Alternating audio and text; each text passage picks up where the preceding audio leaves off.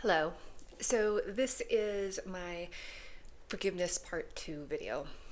And I did a video last week about my recent interactions with forgiveness and how the message of forgiveness has been coming to me over the past, started about 4 months ago and really increased over the past 2 weeks.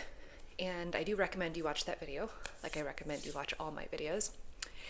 And so this week I was thinking about what's next? What's the next topic I want to talk about? And I just kept coming back to forgiveness. And I don't think that that's a bad thing. I think, like I've mentioned before, why do we go to church every week? Why do we listen to inspirational talks repeatedly by different people? It's because, one, we need to hear the message over and over again. And two, everything is really multi-layered. You know, the second time you hear it, you get a little something different. So the fact that forgiveness was still really prevalent in my mind this week, and the fact that I'm doing a second forgiveness video is a good thing. So, like I said, I've been thinking a lot about forgiveness, and I really want to make sure that I practice what I preach. So whenever I do a video, I want to make sure that I take this big, beautiful theory and I figure out how to apply it in my everyday, day-to-day life situations. And if you interact with me on a day-to-day basis, you will see that I fall short every day. And every day I catch myself and I try to do better. That's neither here nor there. I just want to make it very clear that I'm human. So I understand these theories, but putting it into practice is just that, practice. So I'm thinking about forgiveness this week, and I'm thinking, okay, who do I need to forgive? Where do I need healing in my life? And I ask God, universe, spirit, I need to forgive this situation. I need to forgive that person. I need healing here. Like, where do I start? Do I reach out to them? Because I don't really want a relationship with them, but I do need to have some sort of forgiveness, whether that just be internal or maybe, I don't know. Tell me what to do, right? And it's super important. What I've learned, it's super important when you ask for guidance from God, spirit, universe, your higher self, whatever you call it, that you be as open as possible. Because if you knew the answer, you wouldn't be asking. So you have to trust that the answer is not going to be what you expect. Sometimes it kind of is, but a lot of times it's we ask for guidance because we have blind spots. So we need to be prepared for something out of the ordinary answer to come. So the way that it came to me was, again, I was asking, who do I need to forgive, or what's the next step in forgiveness? Is it my grandparents? Is it my friends? And I had a dream. And in this dream, there were 3 or 4 people from my past. And so I woke up the next morning and I said, okay, I clearly need to reach out to one of those people. So I picked the easiest one, which is perfectly acceptable, to just baby steps, start where you're at. And it was this guy who I knew since high school. We were friends, not like best friends, but we were friends, we were acquaintances, we respected each other. And the last time that I talked to him was in person anyway. It was probably about 8 years ago, and it didn't end well. It was lots of yelling, mostly by me. Lots of yelling and just really a big disagreement on principles and politics and ideas. And we had always kind of butted heads, but in this particular scenario, it was just like, So we had that really big falling out, and then we never really talked to each other. So I had this dream about him, and so I thought, okay, here's the first place where I need to forgive somebody. So I reached out to him and just kind of talked about, small talk, how are you? Hope you're well, blah, blah, blah, blah, blah, blah. And so he said, okay, well, what was the dream about? And I said, in my dream, I gave you a check. It was a check, 3 or 4 years ago, and the check bounced. And he said, interesting, what does that mean? Or what do you think that means? And I said, I don't really know. I mean, I think obviously the first thing that it means is, and let me back up. I did tell him, I didn't tell him I was reaching out to him to impart my forgiveness. I told him I had a dream about you, just wanted to make sure you're well. So that's why he asked, what was my dream about? So anyways, so going back to this bounce check, I said, I think it means that I said I was going to give you something and I didn't follow through, or I gave you an empty promise, something like that. And so he said, well, it doesn't really matter. All the same, I'm a forgiving person. And I was like, whoa. Because I didn't say anything. I didn't start the conversation saying, like, I'm on this journey of forgiveness or anything like that. And it was just very interesting that he said that. That was the first thing he said. And so I thought, interesting that you say that. I told him that. I said, very interesting that you say that. Part of the reason why I'm reaching out to you is because I'm on this journey of like this theme of forgiveness, and I've been asking God, Spirit, Universe, where do I start? And you came up in a dream, and so I figured I would reach out. And so he responds and he says, he says, are you seeking forgiveness from me? Do you think I need to forgive you? And I was like, no. I mean, I didn't say this, but in my head I was thinking, excuse me, sir, no. In this situation, I am Jesus and you are Judas, and I am just going on a being the bigger person journey of forgiving you for you being wrong. Like, it is not the other way around. Like, I'm Jesus in this situation. And it was so interesting to me and such a great insight. Again, when you ask God to give you guidance, the way he gives you guidance, he, she, it, whatever, don't get triggered. The way it gives you guidance is not what you expect. So the lesson when he said this, it was really shocking because I was like, I'm not the one who needs forgiveness here. Like, I'm reaching out to you because you were in the wrong. Like, what? But it's a multi-layered lesson, and I could do a whole video about the lessons of that. But I want to talk about a couple lessons from that. So the first thing is that when I started doing these videos, the very first video I did was really about, it's not out there, it's in here. It's not them, it's in you. Stop looking out there. Stop blaming out there for your limitations. Stop saying that they're the bad ones and you're the good one. Stop. Focus on you.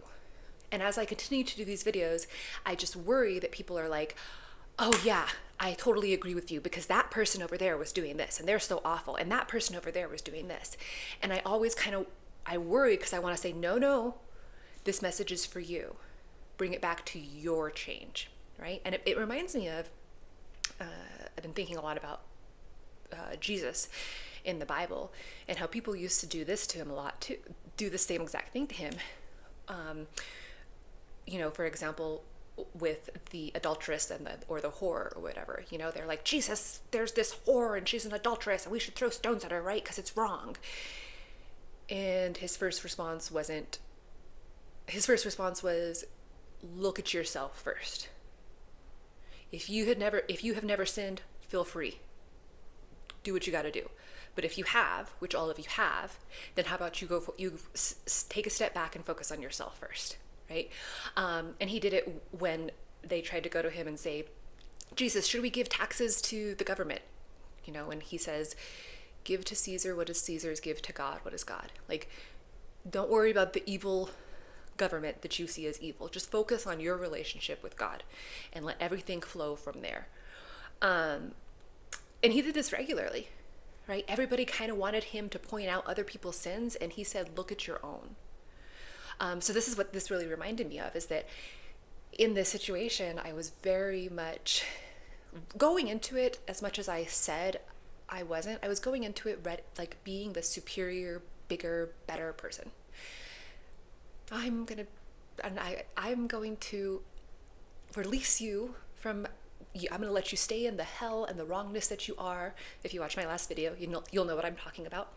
But I am going to not let that sin and your wrongdoing seep into me, and I'm going to stay in heaven. And so it was just a big reality check for him to be like, no, you're the villain in this situation. And here's another lesson. Neither one of us are villains in this situation, right?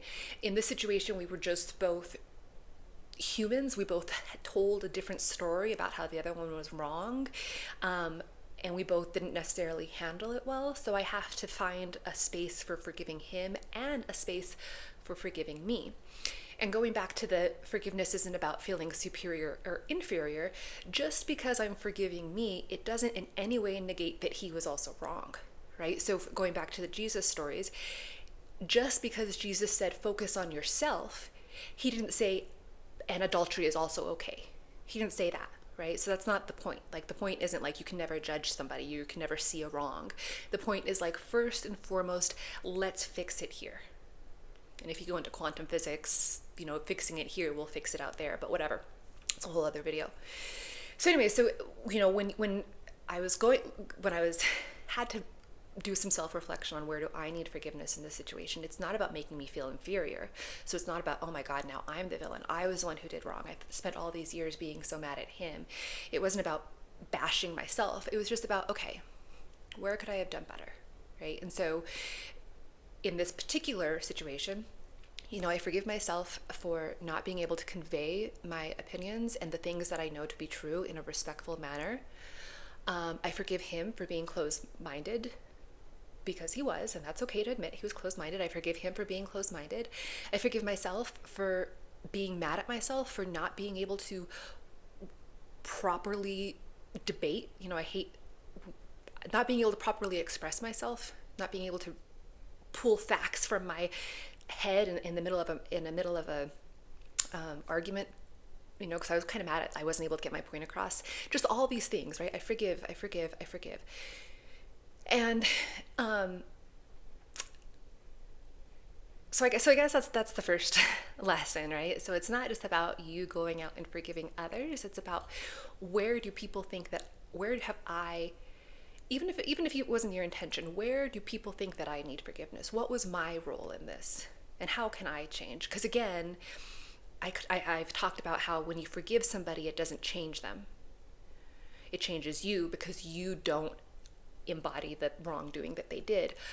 But again,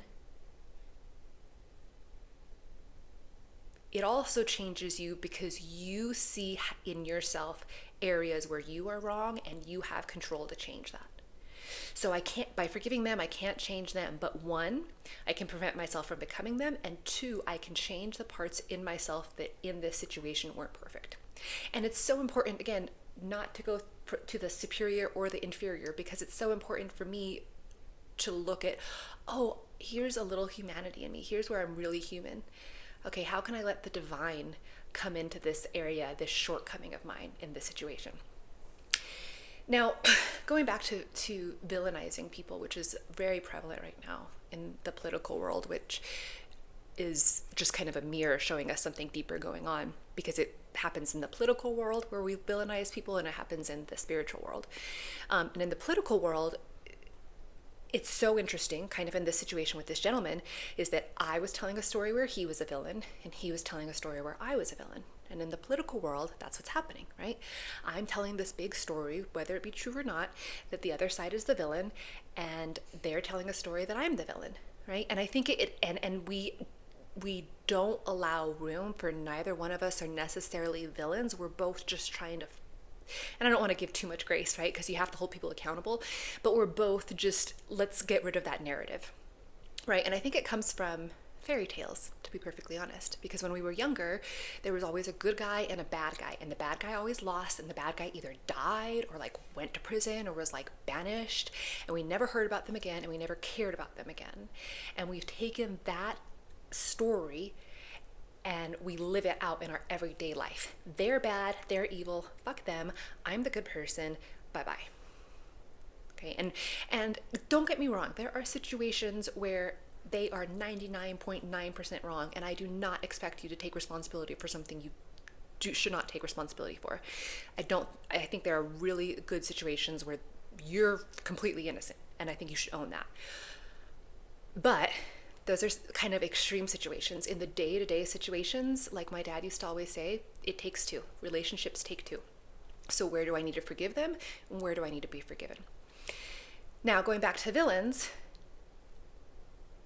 there's a time and place for everything, right? So there's a time and place where having a villain in your life serves its purpose and is, God works out all things for good. And I'll give you an example of this. So, about 10, 13 years ago, I was in a relationship and the guy hurt me really, really bad, right? And it was just like, we all have situations in our lives where something happens that's so terrible, that we feel is so terrible, or that hurts us so much, that it's almost like it's who we were before then and who we are after then, right? It's how I saw the world before them and how I see it after them. So anyway, so he really was, and sometimes still is, just like a villain to me, just like a bad person, right, in my head. And after it happened, maybe a year, 2 years after, I was listening to this sermon by this reverend from the Center for Spiritual Living. And the reason I specifically say that is because I want to stress that God, universe, spirit, love, higher level of thinking, whatever it is, comes from all different sorts of places, right? So it's important to, like, I talk about the Bible, but I also talk about like other stuff because it's all God.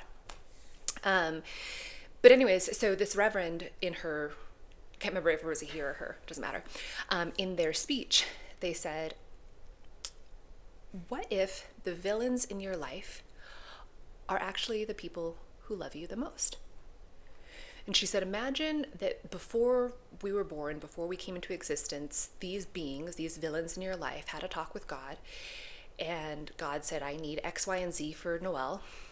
And in order for her to get there, there has to be something that pushes her to the next level, right? There has to be something that opens her up in a way that she can't be opened up other than a bad thing, right? So these villains in our life said, okay, in this situation, I love Noelle enough that I love Noelle so much that I am going to be the villain in her life. And I'm going to take on the burden of her hating me because I know it'll catapult change for her better, for her good. And so that thinking really softened my heart. And obviously it's taken me years to kind of realize how it played out for good. But looking back now, if he hadn't been the villain that he was, I would have stayed with that job. I would have stayed in that relationship. I would have stayed around those friends, and they were good, but I felt like I was settling in several areas, right? I felt like there was too many ceilings for me, but it was good enough that I wanted to hold on to it. I didn't want to be ungrateful, right? But because God was like, no, that's too small for you, and you are not going to leave on your own. Here's this villain that's going to make it impossible for you to stay because it's too much pain and you're going to have to leave. And because I did, here I am now with the most, I'll talk about him a lot, but my husband is the most amazing human being on the face of the planet. Everything I've ever wanted and more. Super supportive. Like, I have no ceilings with him. Anything I want to be, anything I want to do, he's supportive. He lets me be crazy. He lets me be nice. He lets me whatever, right? He's just the best, right? And I think about him compared to my relationship then, and that relationship was don't get me wrong, that guy's fine, he has his journey, but it wasn't meant for me. And if he hadn't been the villain, I would have stayed stuck there. I would have kept trying to make it work. But he was a villain that released me into something even greater. And not just my husband, my job. I have a great job. I have a great house. Like, the things that it opened up for me, that it forced me out of, were so miraculous. People who know me and they know my situation in my life, they're like, yeah, you manifested everything you ever wanted. And I have. But the reason why this is important is I gave you an example in my life. But what I'm really trying to do now, because again, I'm really trying to focus on it's not them, it's you. It's not them, it's you. So just like I'm trying to tell you, trying to tell you, it's not them, it's you. So I have to remind myself, it's not your viewers, it's you. It's not your viewers, it's you. So the villain thing is important, or what I've been using it for is, let's say in the political world, I see somebody on the other side, I see that they're proud, I see that they're hateful, I see that they're not listening to reason solely because it's coming from the wrong person that they don't like, right? I see all this stuff. So for example, I'll hold on to the idea of pride. So I see this pride and I see how ugly it is, and I see how it blocks them from good, and I see how it blocks them from divine guidance, right? And so I say now, thank you. Thank you, thank you, thank you so much for showing me what my pride looks like and what my pride does and what my pride prevents me of and how my pride hurts other people and how it hurts me. Thank you. Thank you for being a mirror for me, because I couldn't see that in myself. But thank you for showing me what that looks like. Because I am proud. I do have proud moments. I am working on that. I get that. And when you don't listen to the whispers, God sends the cosmic 2x4. So maybe God was telling me for quite a while, you need to work on your pride. You need to work on your pride. And I just kind of wasn't listening. And so he made this like huge, like in your face, like political thing that's like, are you going to pay attention now? This is what pride looks like. Do you want to be like this? No. Right? So, thank your villains. Like when you have villains in your life, instead of dismissing them, instead of blacklisting them, say, what is this villain trying to teach me? And for me, taking it a step further is, thank you so much, villain, for loving me enough to play the villain in my life. Thank you. Like, wow, that's awesome.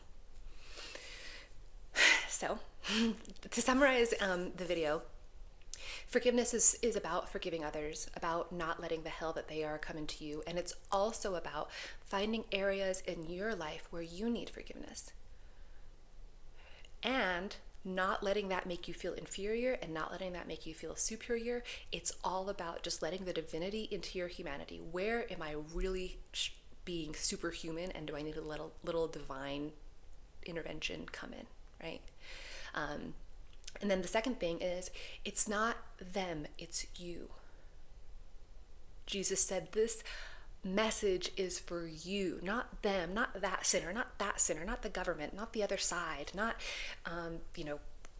people who you consider too religious, not whatever, right? Not like prostitutes. Yes, that's wrong. And yes, I'll talk to them too, but it's about you. How can you embody this message? And then last but not least, how can you view your villains as people who actually love you the most? Okay, that's my video for today. Hope you have a good day. Talk to you soon.